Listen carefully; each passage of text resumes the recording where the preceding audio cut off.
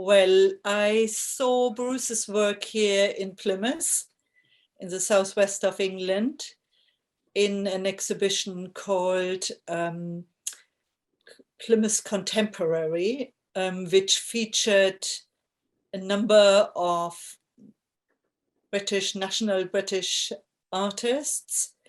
And well, it was love at first sight, so to speak. I saw the work and I liked it. I think for me, there was a very strong factor of recognition, and I think that often plays a role in liking a piece of art. There's something that kind of reminds you of something else, something that speaks to you, that somewhere in your memory, your cultural memory, your personal memory, something even that you might have made yourself at some point. And certainly that was the case for me with Bruce's work, that I saw, well, I was immediately reminded of Oskar Schlemmer's Triadic Ballet. The other aspect about Bruce's work that I liked so much was its humor. It obviously is political too, but it is, I would say, it's got satire. And I like that very much, because I think the times we live in are very difficult. And I feel that if humor can be present in a work of art, that's very important. Further, I'm curating a little gallery in Idar-Oberstein, where we hold artist residencies primarily. The work will be very visible to a very mixed neighborhood. I wanted the work to be accessible, and I feel that Bruce's work is accessible too. And then the other aspect, of course, is to fit in with the conference, the jewellery symposium. Obviously, there's a link between fashion and jewellery, and there is a link between, the political, the kind of takes that Bruce has on fashion, the way his figures kind of quite humorously figure these extraordinary costumes, how they pose and how they walk on and how they walk off. I find that very interesting.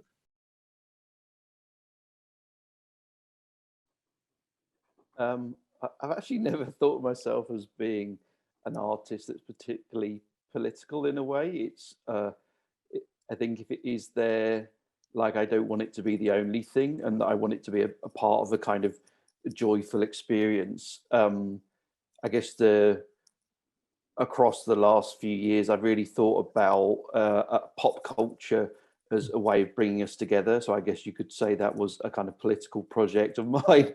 And I was thinking about what things unite us across Europe, because obviously Britain's just kind of left the European Union, and there's this sort of strange sort of nationalism that I just can't stand, really, and it doesn't relate to my own identity. It just doesn't chime with me at all. So it was trying to express a kind of pan-European through sort of story. So I've used Hansel and Gretel, which is a story of Germanic origin, but actually it relates to a much broader thing of storytelling, European storytelling, that tends to be surreal, tends to be kind of quite odd. And I love those as kind of starting points that hopefully you could kind of understand, no matter what your kind of language is or where you are in Europe. You'd sort of have a feeling that it was sort of a celebration of that in a way. So I guess when I think of being political, it's kind of a sort of my own knee-jerk reaction to Britain leaving the EU.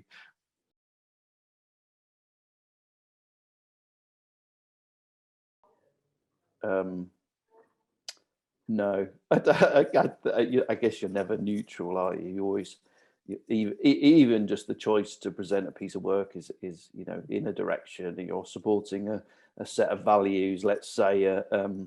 So yeah, you're never going to be neutral, but whether the work is actively, you know, what's the kind of words? I guess the back is more like the background of the project is certainly in that direction, but I don't think of them as being like, I don't think you'd come and sort of like, all right, we've got to get out on the streets today because of Bruce's work. It's like, I don't think it's that kind of political work. You know, well, maybe people might, maybe people will be that excited by the project that they, you know, but I guess it's a subtle thing that I feel like I need to express is my Europeanness and you know, and my set of values.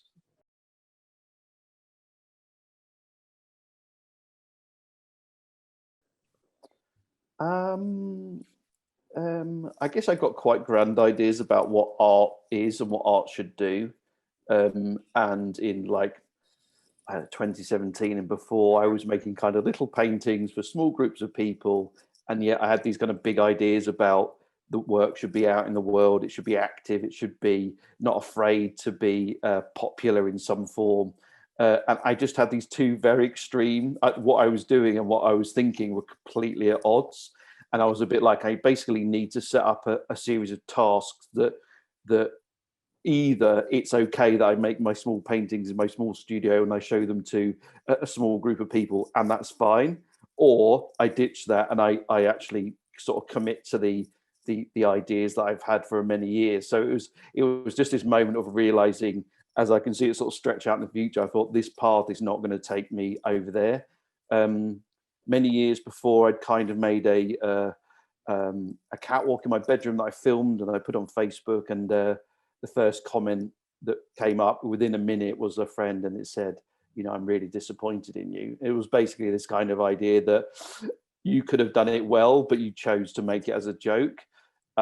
Even if, you know, works can be sort of humorous and things. And I deleted the video and I understood exactly, because it was like I didn't have the kind of options to kind of really produce the kind of catwalk. So I made this sort of joke thing. And then I was thinking about how you sort of head towards that mountain, if you like, those ideas. And I started to remember that I had thought about this catwalk years previous, but not being able to do it. And it just, the kind of moons aligned with certain venues and certain funding. And it happened to be part of when Nottingham Contemporary were doing an exhibition that had to do with fashion as well. So it kind of, the moons aligned, and I was really interested in expanding an audience by bringing two different audiences together.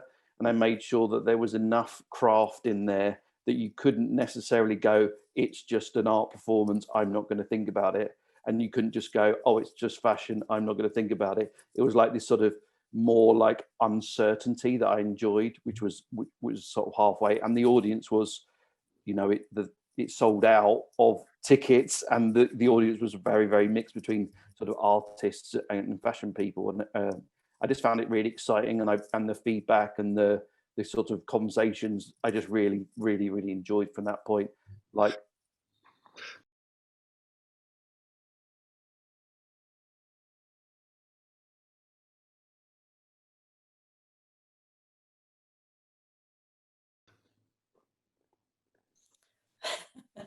Okay.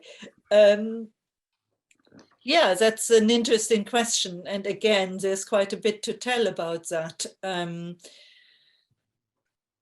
You know, we are running Hof Artist Residencies primarily. We are not really a commercial gallery as such, and we don't really have much of a web presence at all. For us, Hof Residencies is very much a location in a very specific place of Idar-Oberstein, which, as you know, has a very, very specific and, to my mind, very interesting industrial history. And that is connected with jewelry and, in a wider sense, with fashion. It is certainly to do with making stuff. And we like to make stuff at the Hof, and we like to provide a space for artists to come and make stuff and to show stuff. I think that's one part of the answer. Yeah, we could run it on the internet, but to be honest, I enjoy very much showing things in situ and in direct contact with a neighborhood where I know people, where I can speak to people. And that is the other thing about Pfälzerhof. Actually experience such a very lively, communicative neighborhood. I'm not saying it's not without its problems, but I'm saying there is a lot of conversation going on, or possible if one is open to that. And that, to my mind, makes it an ideal place for artists to show their work, because there will be feedback, there will be conversation. And that is what I like and enjoy. I was very interested in treating the different catwalks as the same. So whether they were real or whether they were virtual. So the Spring Summer 2020, the first digital catwalk that I did, I first presented it in a gallery projected, and I was excited, curious, slightly afraid about whether it would feel like a catwalk, or whether it would feel like a video, or whether it would feel like a film or documentary, or whether it would feel like we were just had the web page open. What would that interaction feel like? And I was actually pleased that people treated it as a catwalk, and it felt like a catwalk. I think because there was just enough realism for it to feel like it had depth, that you were sort of you're part of it. So I guess I don't really see those things as so distinct, actually, that, you know, there's always an overlap, and the documentation of a live show is always then put back on the internet. So there's always a kind of back and forth. However you start out, there's always, you know, they always sort of blur and overlap.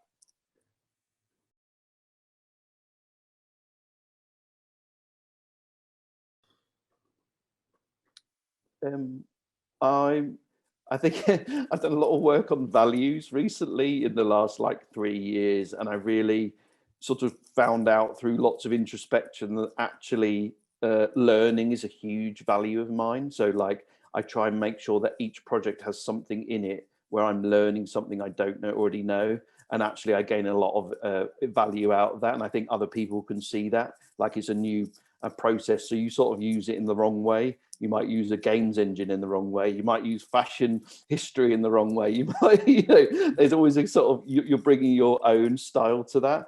So it's kind of exciting. So at the moment I'm working on a computer game, and inflatables. And then there will be a catwalk in May next year that will all bring all those things together. So it's always a combinations of different things, I guess.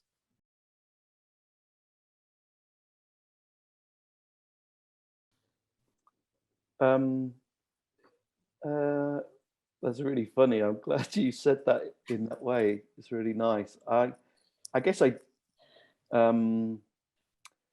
feel like a normal fashion catwalk is catered for, and I guess I feel like a video game is well catered for. So like, what is my value within all of that? And it's probably to use things in the wrong way, or like their kind of absurdity or clumsiness, or like in a computer game, for instance, there's a thing called Z buffering, is where you have two objects right in the same place. And for games designers, this is a complete no-no, because you sort of see through the world. But for artists, the idea of two objects existing in the same place, I mean, sculpturally, like that is fantastic, isn't it? It's just like, wow, you know, imagine like, you know, two Pranguzis existing in the same place. It's kind of got this beautiful sort of art history sort of feeling to it.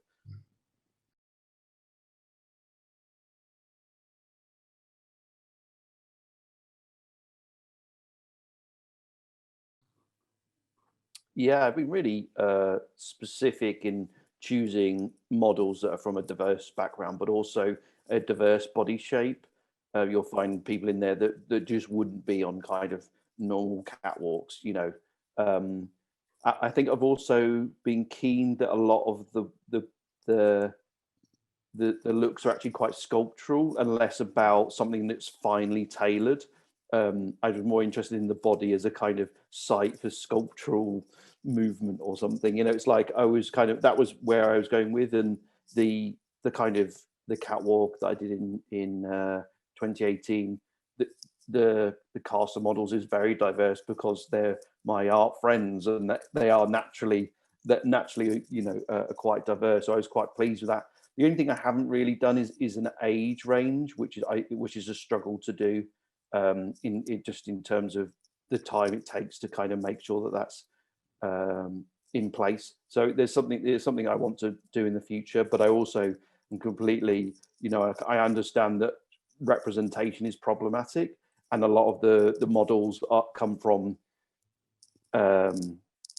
American tech firms that have a particular set of rules. So, you know, it means there's complications in terms of representation of the kind of 3D models of humanoid characters. So I'm definitely curious of that and thinking about that.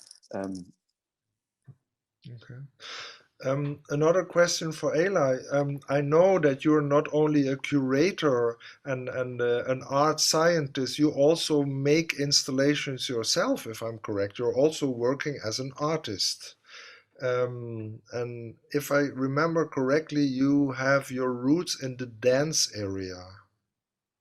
Yeah. We notice, and this is also a question I'm asking specifically because in jewelry, I am personally still waiting for the really interesting piece of jewelry where I can see this is something, it is developing, but it's not mainly. Usually virtuality is used to fasten up processes or to make things cheaper in the production. Yeah, and when you look at architecture, some developments have been there, so that there are now buildings existing that were not possible before working with virtual space. How do you see this as in your work, or also in working with several artists in your gallery? Art seems to me one of the places where the fantasy is not, of course, regulated by any prescriptions of reality.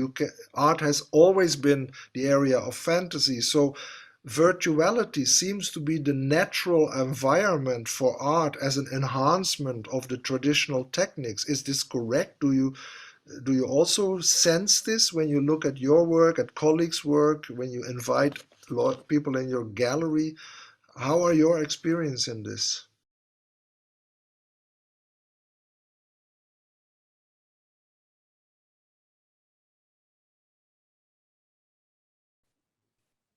I think one of the things that I didn't mention earlier, but that I also feel drawn to in Bruce's work is the representation of the human body. And you're right, it is my specialist interest is movement, dance, embodiment, gesture in the widest sense. And yeah, there's something absolutely fascinating to witness how the human body becomes translated, transposed into the digital medium. Now, coming from dance, obviously, it is absolutely the fleeting art form. But yeah, with the kind of growing digitalization, I am quite interested in the idea of translating movement into the type of software that Bruce is using, which is, I believe it's a type of game software. And yeah, I mean, I have not done that yet, but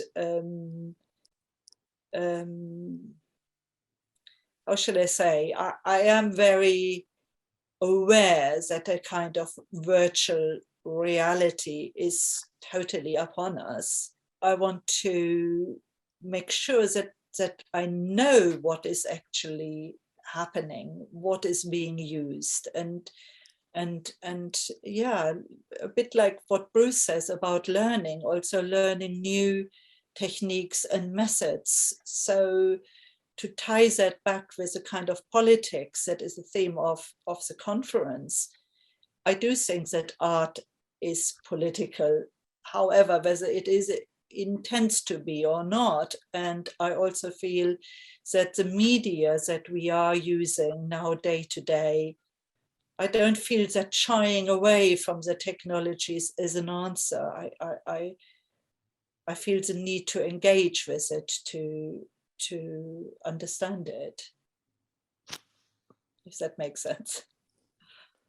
I think if you look in spring summer 2020, there's a character that moves down and it's made of diamonds, and it's just I worked out that you could basically attach objects to every point in the body, and so you have this sort of morphing diamond effectively. And then there's another one where I just used orbs, just really simple, and it looks like a kind of maggot or something. It's quite disgusting, but it's like, it's simple, it's very simple. It's just like how an object attaches to the body. I mean, I'm not sure what the definition of jewelry is, but you know, something that attaches to the body, I guess, is a sort of simple way of saying it's I'm very curious into coming to the residency to kind of think about jewelry in a kind of deeper sense, and meet people and see stuff that perhaps you don't see all the time. Looking for that, come to there for that sort of specialism, and just kind of enjoy thinking about jewelry, because I think it's one of those things I can definitely see in the future of like how you take jewelry and add it to the catwalk, or add it to a computer game, or add it to, you know, what's the next sort of pairing of things, and it might be jewelry.